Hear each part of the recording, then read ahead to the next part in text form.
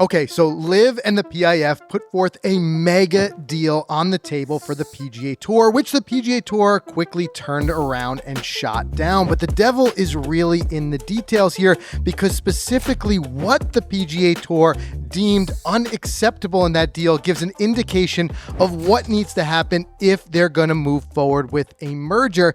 And this comes at a time when the PGA Tour polled its own audience, with 70% of them responding and saying that they want to see some sort of reunification of the game. But now it definitely seems as though it is the PGA Tour singularly who is holding this whole thing up. And like I said, it seems like the reasons that they're saying are something that's a hurdle that just may never get quite across the line. We're going to talk about exactly what was in that proposed deal, why the PGA Tour turned it down, what some of the fans and the players are reacting to that, and really what that means going forward from here.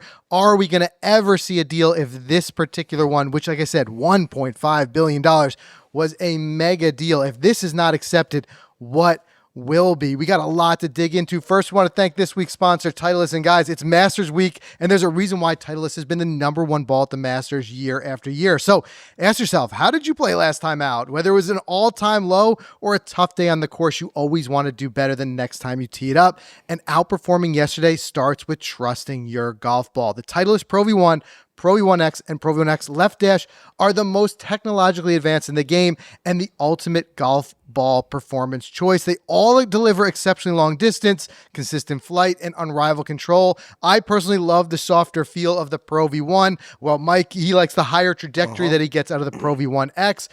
So finding which one is the better fit for your own game really comes down to going out there and getting a ball fitting. You can go on Titleist website and schedule one for yourself to give it a try. So outperform your best. Learn more about the Pro V1, Pro V1X, and Pro V1X Left Dash at Titleist.com. So we've got a lot here to kind of get into, but I think real quick, it's proof that LIV is here. They're at the negotiation table. I haven't yet heard of the PGA Tour putting up, and again, a lot of this is done in secret. So it's not to say that they haven't, but one of the biggest gripes that we've had with this whole process as fans watch it from the sidelines is just not enough transparency.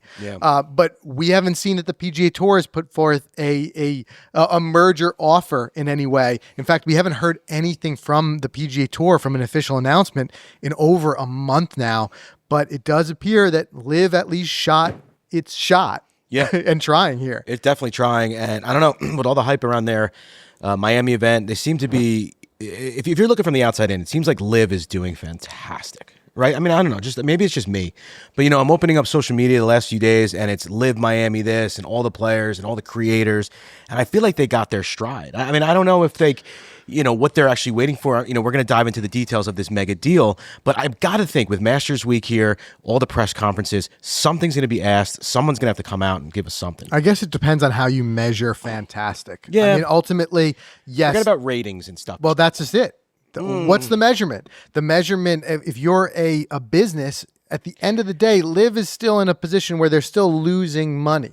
We've seen, a lot of big turnarounds this year with things like picking up sponsors, picking up a new broadcast deal. And as you said, they're the creator thing that they're very, seemingly doing some really fantastic marketing, which we talked about in the last episode about what they're doing with the creators. Whereas on the PGA Tour side, man, the fallout was pretty significant with them seemingly trying to bully creators around and threatening them for participating in LIV events. So the optics over the last couple of weeks have not looked good for the PGA Tour, but that's not to say that LIV doesn't continue to face its own hurdles with regards to profitability, viewership, and all those things. Now, we've addressed those a lot in previous episodes, saying how viewership has been a big area of growth for LIV in other markets where they are, playing in places like Asia and overseas. Here in the States, though, still some struggle. But let's get into exactly what the offer was, what was put on the table, and then what the PGA Tour's response was. Because like I said, I think the real big story here was in the PGA Tour's response. And we're not talking here about haggling over a few dollars here or there. It's some fundamental stuff that I think that if this is the way things are going to go, you can erase the idea of a merger ever happening. Yeah, definitely. So a couple of sources reported on this, so we'll kind of dive into them. First of all, Nuclear Golf on Twitter, they said the Public Investment Fund reportedly sent a letter to the PGA Tour last week with an offer to invest $1.5 billion into the tour's for-profit entity in exchange for assurances that LIV Golf would continue and Yasser would be named co-chairman. The PGA Tour responded saying neither requests are deemed acceptable. So, this is what we're going to talk about in a second, because effectively what LIV is asking for is where the PIF, which is the big fund behind LIV, the money driver behind LIV, is asking for LIV to continue. And the PGA Tour is saying that's not acceptable. So you're then telling me, and we're going to get into this even deeper in a second, but you're effectively telling me that any deal the PGA Tour is looking for requires that LIV be dissolved. Yeah, that's what it sounds like. It sounds that way because it's saying that is not an acceptable thing. Additionally, we had this is like really kind of making the way, across all the major news sources yesterday.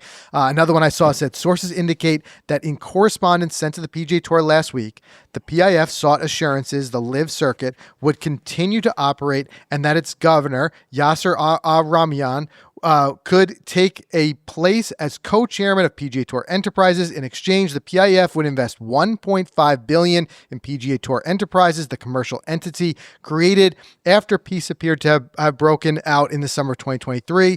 The $1.5 billion has been planned to match the identical investment from U.S.-based Strategic Sports Group. So again, that's kind of saying the same thing, but in a little bit more detail. I think the important detail there was that is the same investment that the PGA Tour got from SSG, right, which is what the PGA Tour is asking for, was them to match that investment. So the money, again, was not the problem. And that is a significant amount of money, $1.5 billion. Sure. The two biggest problems, which they're saying that they will not do, is they're saying that LIV's continuation is a non-starter for them, the PGA Tour, and Yasser being a co-chairman is also a non-starter. And it makes you wonder, like, how much of this is Jay Monahan not wanting to split the job? Yeah, I was going to is that's a big part of it? But, like, is this the PGA Tour? And you guys weigh in with the comments of, like, what your first initial take is on this. But is this the PGA Tour saying, for as much as the fans and they are saying reunification is key, 70% of fans want reunification, and the PGA Tour themselves say they want reunification, but they're saying reunification does not happen if LIV still exists. What are you guys' thoughts on that? What's your thoughts on that? I mean, I'm wondering if it's like a 60-40, one is heavier than the other. Like LIV can keep going, that's fine, but there's no shot I'm sharing my role with you and you're not coming on the PGA Tour as a co-chairman. But they're saying that's not fine. They're saying neither was deemed acceptable. Absolutely. Right. Okay. The exact wording response was that neither of these two things were deemed acceptable. So I don't even know how to answer that. That just basically flat out says LIV's got to go in order, right, in order for us to come together. Right. But then what's the point of a come together? Just to bring your guys back? To bring the LIV guys back? Exactly. I think that's the key takeaway here is that a coming together. Now, I guess in a way, if the players who defected and went to LIV, just like kind of like I said, this is a high up thought experiment here. But if the guys who defected and went to LIV were allowed to return to the PGA Tour, and LIV was dissolved as part of this deal, which I do not think is going to happen. I'll say why in a second, but. If that was to happen, then I guess those players would come back to the PGA Tour because what else are they going to do? I'm saying it's that or retire at that point. Right. Like a guy like Bryson DeChambeau, if LIV is gone tomorrow because of this deal, and Bryson is invited back to the PGA Tour, what choice other than that does he have? He really has none. Yeah, I mean, you'll get your share of guys who are probably have put the PGA Tour behind them and would never return. Guys like DJ, you know what I mean? I'm sure if LIV dissolved, there are guys that would be on a yacht and just not caring anymore. Yeah. But then you got guys like Bryson. I think they would want to get that status back. Guys like Brooks, so that they can get into majors and still focus on winning majors and stuff like that. So I don't know, man. That's tough. But I think you were leaning towards the conclusion that LIV is not going to get dissolved. If that's the case, I agree with you. I don't think they can. I think they're too far down the road. And I think, I'm not, before I said it was fantastic, I say that because it was nowhere near that. It was actually horrendous for the first few years with the ratings and all that stuff. I feel like it's a kid in school who struggles and then they get tutored and the grades are starting to improve. That's LIV. It's starting to improve a little bit. Yeah. But that's why I think because it's got all this hype and stuff behind it, I don't think it's going to get dissolved. Yeah. So I want to mention here in a second what some of the fan reactions were on Twitter, but I think even more importantly, what's been the response to this from LIV? So we've got a quote directly from Scott O'Neill, who's the new LIV CEO, taking the place, of course, of Greg Norman. And what he said was, if the deal can help grow the game of golf, I'll jump in with 2 feet. Do we have to do a deal? No. It would be nice to do a deal so long as we're all focused on the same things. So do we have to do a deal or need a deal? Whatever word you use, leave that to someone smarter than me. I will say I love what we're doing. I love our prospects. I love the growth. I love the growth in 3 months. I know what's coming in the next 3 months, and I love where we are. He then continued with saying, I work for a pretty amazing man, speaking of Yasser. And he said, and he's got a really long view. He's got a long, patient view. And this is why I'm saying that ultimately LIV's not going anywhere. Yeah. They have, and they've continued to say that it's not like a, hey, let's just test this and see if it works. If it doesn't, we'll fold up the tents. Right. They've got, and this is something we've talked about in previous episodes, they've got a business strategy that includes a much more, expanding into other markets that we've talked about here on the podcast have not been covered largely by the PGA Tour. Mm-hmm. Going to places like Australia and holding events and things like that there. They've got that, but other thing that they've got is these really, really deep pockets. And at the end of the day, $1.5 billion is going to go a long way. Sure. And if the PGA Tour is not going to take it, you got to think of it like this. If Yasser, who controls that purse, has got a long, patient view, meaning he's not going to react to initial short-term hurdles like poor ratings or whatever it may be. Mm-hmm. If he then takes that $1.5 billion and say, if you don't want it, we're keeping it, $1.5 billion could easily carry LIV for the next 5, 10, 15 years. Yeah, no doubt. And you think about where they could be as far as a foothold in that time. And it's significant. It also makes me wonder too, where would the PGA Tour be? And you could even say you could tip the cap to the PGA Tour that they had the foresight, so to speak, to go out and find other investors and do the legwork to get places like SSG to give them $1.5 billion, mm-hmm. which dramatically helped their overall leverage and position here, because you could make the argument that if they had not gotten those other investors, they would not have as strong a leg to stand on, to the point where I think they would almost have to take this deal. Yeah. They would have to take this $1.5 billion in order to keep up with what LIV is offering in terms of purses, marketing dollars, et cetera, et cetera. So the PGA Tour is either very lucky or very smart, or however you want to put it, to have gotten that money. But now they're saying that 1.5 is not good enough to get them over the line with these conditions, which I don't think are that wild of conditions. The condition of LIV just continuing, why is that something that can't happen? We talked about before. We surmised that, like, I could see a world, and we've seen other analysts have weighed in on this, where you could have the PGA Tour and LIV operate independently as their own leagues, sure, but have some sort of collective agreement where players can, still come together and form these additional events where players play together. That's what players want. That's what fans want. Absolutely. So why does it have to be that LIV, it's not deemed acceptable for the continuation of LIV in order for this deal to get done? It's wild to me. It is wild. I don't know. We're going to see how this thing all unfolds, but I keep harping on that whole chairman, whatever, that Yasser wants to come on board PGA Tour. It's wild, but I wanted to ask you this. The SSG, by the way, you mentioned this before, that $1.5 billion, what did they get in return? They just get equity in the for-profit?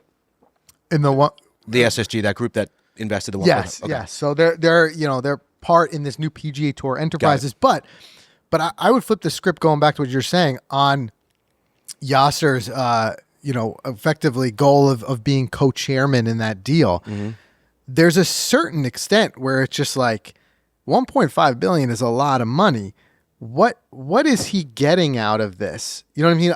I don't know if I feel like he's asking too much here, because you're only asking for LIV to continue and not have to fold up the tents, and him having effectively a high up say in the continuation of this new enterprise.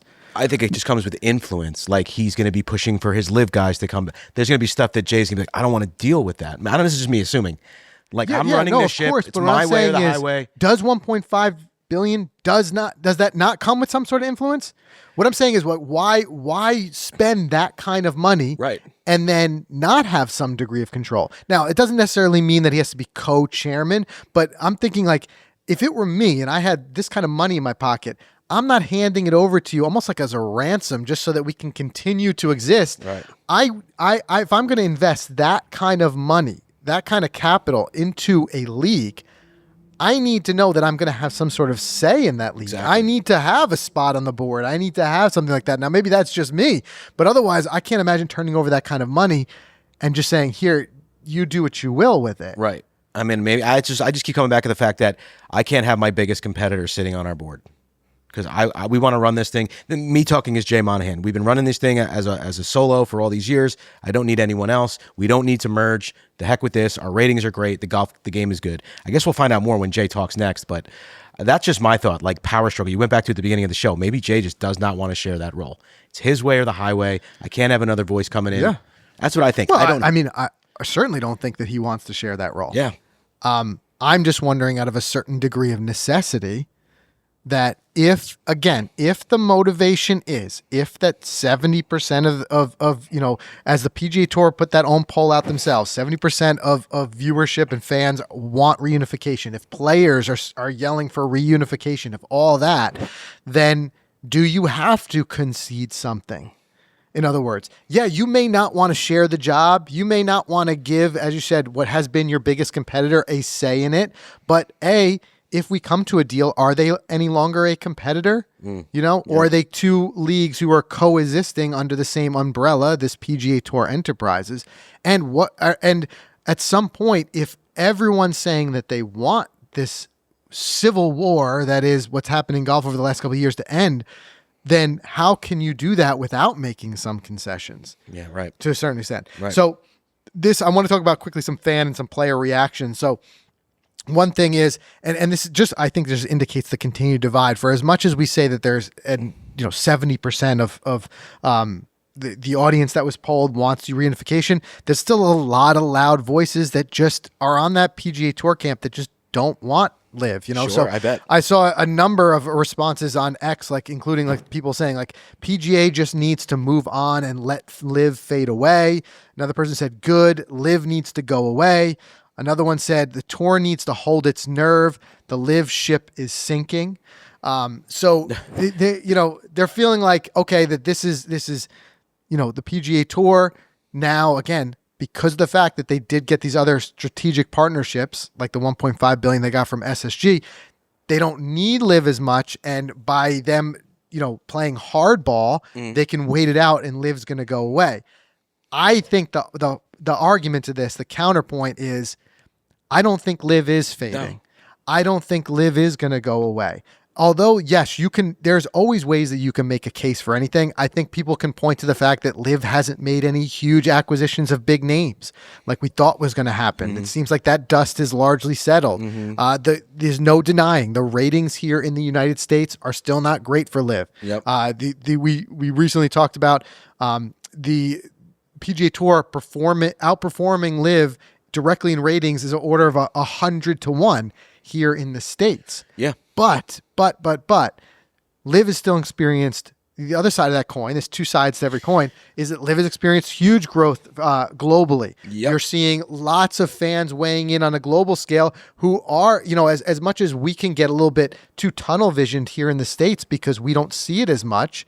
When you have events that are going on 12 times, on the other side of the world, in 12 different time zones. Of course, the viewership isn't as high here. And you're seeing LIV picking up major sponsors for the first time. Yeah. You see LIV picking up new broadcast deals. So I just think the idea that the few voices who think that applying the pressure and just waiting means that LIV is going to just go away and this problem is just going to be resolved on its own, if that's what they consider a resolution, I just don't see it happening. I don't think you can with $1.5 billion in your pocket. I think both sides have $1.5 billion. I think they're both set for the next, like you said, decade. So I think if they run independently, they're going to run independently and nobody's going anywhere. But I got a quick question I want to ask you before we cut the break here. This week they got the Valero, and we've got this hyped up LIV Miami. First event in the United States. They're finally on Fox. People are going to get to watch it. Yeah. Great news for LIV, right? I'm curious to see the ratings between the lower tier PGA Tour event and the LIV event with all this hype to see what do the fans truly want.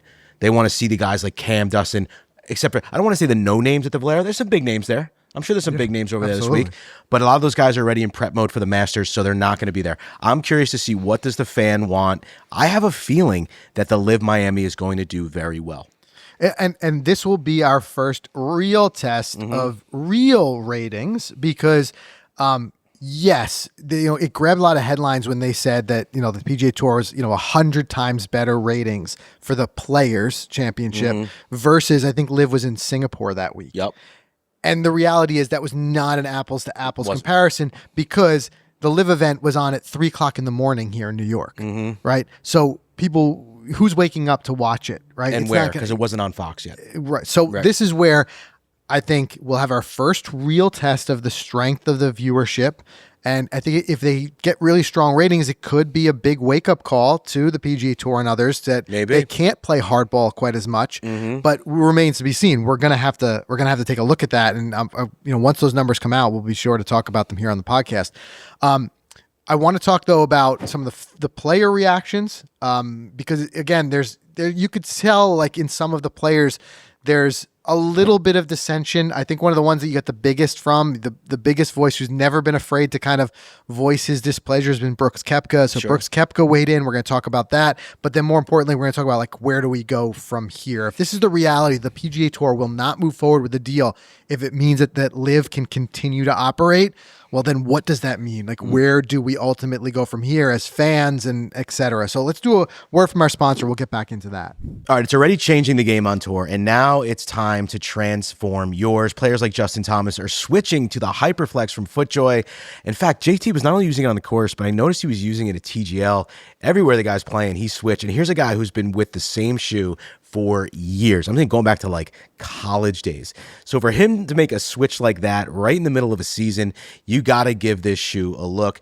We've played in them. They are super comfortable. They are legit golf shoes, and they have everything you need, especially that True Fit system I always talk about. It allows you to lock in. It's so important. You got to be able to lock in the ground when you strike that golf ball. It is important. You have to go check out the colorway patterns, the pop blue, the red orange that's underneath. I mean, FootJoy has thought of it all. So when guys like JT make a switch, you guys should take a look. Go check out the Hyperflex. Go to footjoy.com and check them out today.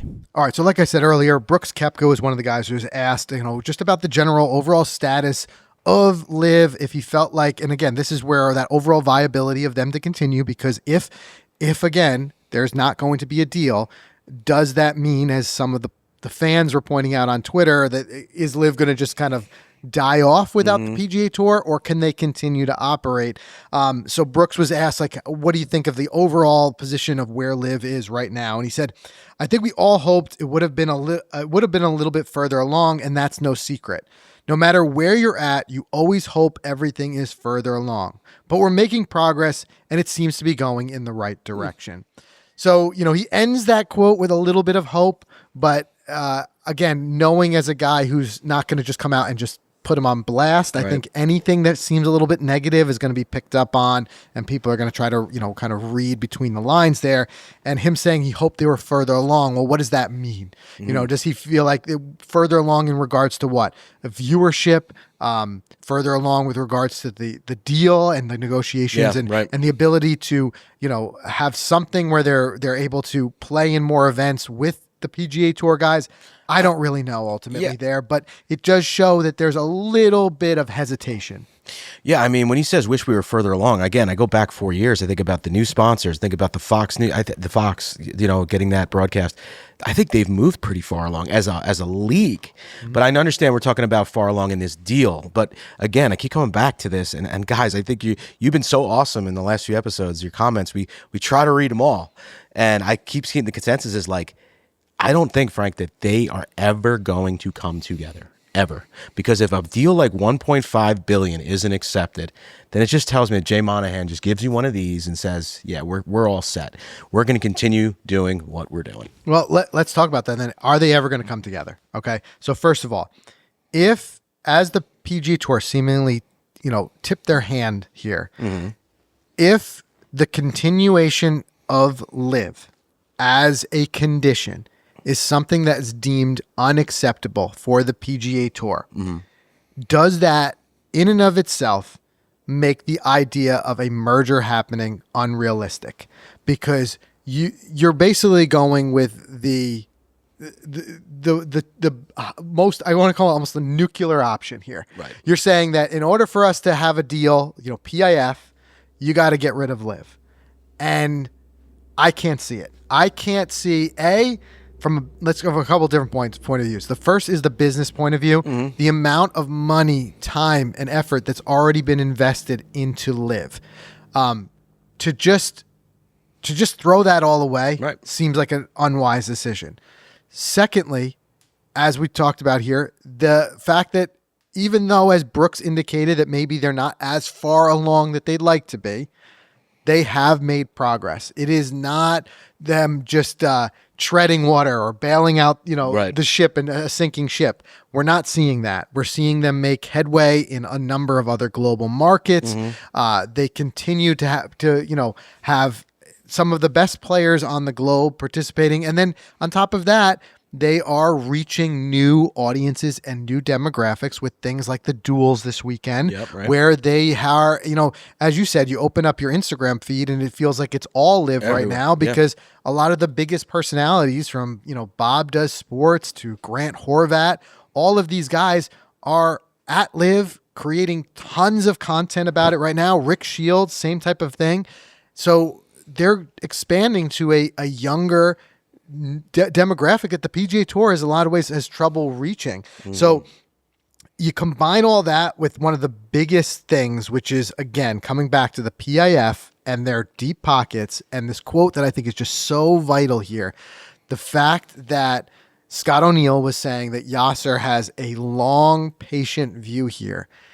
It shows me that they've got all the cards that they need to continue. They've got shows of progress, shows of signs of life, but most importantly, they've got financial backing that seems like it is steady, consistent, and really not going anywhere. So if you combine all those things, there's nothing in there indicating to me that LIV ever has the intention of closing up shop. 100% agree. And if that's the fact, and if that's the deal breaker for the PGA Tour, then how can you say that we have any possibility of a deal? Yeah, no, I totally agree. And these past few years, it's just been more golf. I mean, I know there's a lot of LIV I don't watch because I just can't. I don't go on the app. We've always talked about this. What's easy is what's on TV on that Sunday afternoon. But it's more golf. I mean, I love both. I love watching both. Maybe they'll operate independently forever. They'll come together for majors. Ryder Cup gets sorted, all that stuff, and we see all of our stars once again playing in all the things we love. I kind of think that's how it's going to be. Yeah, it's just a sad reality, though, to me, because if we can't come to some sort of an agreement, I have no problem with, like I said, the extra golf. I have no problem with having, LIV having its events, the PGA Tour having its events, the TGL having its events. But I still think for us as fans, the real sad reality is still only getting 4 chances a year to see everybody playing together. Plus, if you want to add in the Ryder Cup or the President's Cup, but 4 chances a year just is not enough. And my hope was that everyone could kind of set aside their own, whatever you want to call them, egos or otherwise, to get some sort of an agreement in place. And in a lot of ways, I think that this was at least this wasn't a something that was a non-starter as far as I'm concerned. That what was put on the table by the PIF, I don't think was unreasonable. Yeah. Now, you could argue what Yasser's role would be, and maybe that could be a hang up, but I think if we could get it to a point where the PGA Tour could receive more funding to continue to make its product better, then you can have LIV continuing to do what it does and really servicing the global markets that the PGA Tour has really left out of the equation for too long. Right. But still have an agreement that allows us to have co-sanctioned events. I think co-sanctioned events is what I would love to see. I don't think you need the only way to get these guys playing together doesn't mean LIV is gone and they all come back to the PGA Tour. Why can't we have said this multiple times here on the podcast? Why can't we have 6 to 8 co-sanctioned events per year that can pool their money, live in the PGA Tour, create a prize pot that's very attractive, and then this way we would have, with including the 4 majors, we would have anywhere from 10 to 12, 13, whatever events per year where everyone comes together. Mm-hmm. I think that's the solution, and I think there's some people who need to set those egos and their own personal agendas aside in order to make that happen, because I think that's what the grand majority of people want. I like it. Yeah. So let's fingers crossed hope that happens. But regardless, this was a major one, a huge, like I said, indication of where we really are. And for as much as 1 month ago, we thought we were very close to a deal, now we feel like we're the furthest we've ever been. Let us know what you guys think about it in the comments. Subscribe, and we'll see you in the next one.